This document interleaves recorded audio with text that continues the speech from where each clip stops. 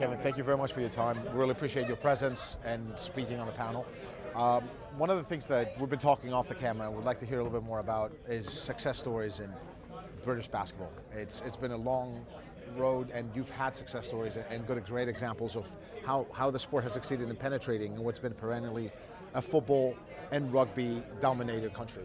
Yeah, and probably the best success, if I'm brutally honest, although I am with the Leicester club, is the way Newcastle Eagles have developed their model up in the Northeast.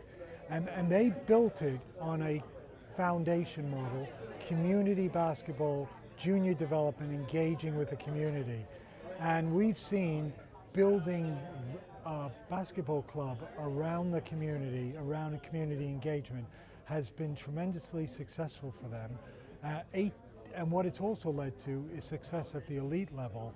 18 trophies in 8 years is the proof of that.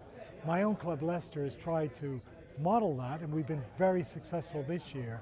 But it shows the importance of basketball, which is essentially a very powerful participation sport, building on participation to make it successful at the professional level. So, besides participation, there's also the issue of grassroots and also getting people to play basketball. The weather's not necessarily conducive all the time for outdoors play, limited indoor facilities with court time available for basketball.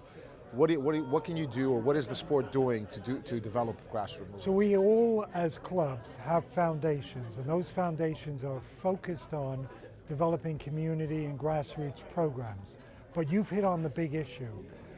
What we know is, up to the age of 15, basketball is the #2 sport in the UK. Nobody can believe that. They think must be rugby, must be cricket. It isn't, it's basketball. But it falls away very quickly after the age of 15, and it falls away primarily because of the lack of facilities. All the facilities for basketball sit primarily in education establishments. They aren't controlled by the sport has no assets. So dealing with that issue around facilities and having assets is fundamental to maintaining the interest of young people post-15.